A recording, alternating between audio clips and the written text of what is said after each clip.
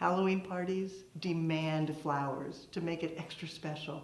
This design, a statement that everyone will be talking about. The materials, you can see I'm surrounded by beautiful flowers.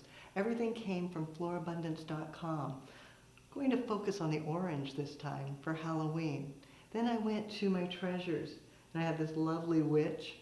I don't know if lovely is appropriate, but that's what I'm going to call her, my lovely witch. And this is foraged, repurposed, upcycled. It's a lighting fixture. It works perfect. I just use a single U-glue strip and place that on the base, winding it around to get some security. Then a 6-inch design tray with foam anchored in place using an anchor pin. Just sliding that in, securing it.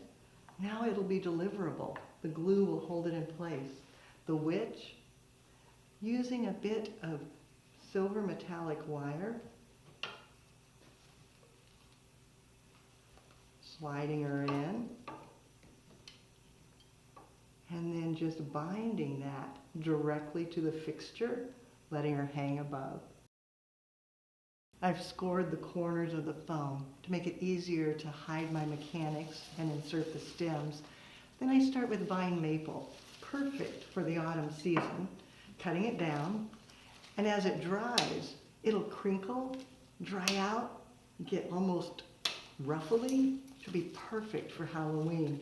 It can come outside of the lamp and also tucked in, making sure I keep it low enough that I don't conceal my witch, but adding in to get rid of some of the foam that would show, although midnight foam hides even easier, and with it being Halloween, the black is quite appropriate.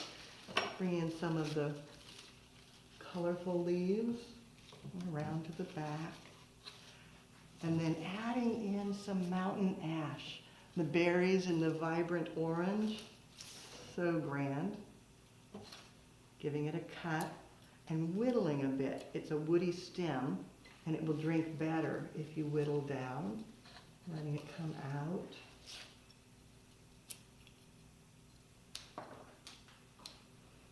And carrying the eye in. And then for longevity, chrysanthemums in this deep burgundy hue, cutting them down and then placing them together. So it's just one insertion, tucked low for a little color contrast. Once the base is established, then you want to fill in the emphasis. Use the more wonderful blooms that capture your attention. Pincushion protea, so grand. They're very stiff and hard, so snapping it and then cutting and tucking it in,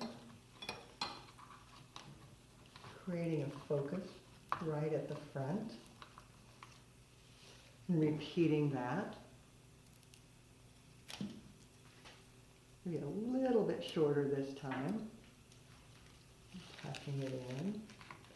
And then, with a party centerpiece, you definitely want to finish the back because people may be looking at it from all sides.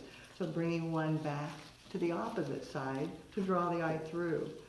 And one of my favorite materials for Halloween, I know it sounds silly, but Sandersonia with its little balloons, so grand. But I remove the green, take all the leaves off, so then it looks like little hot air balloons just flying through the sky.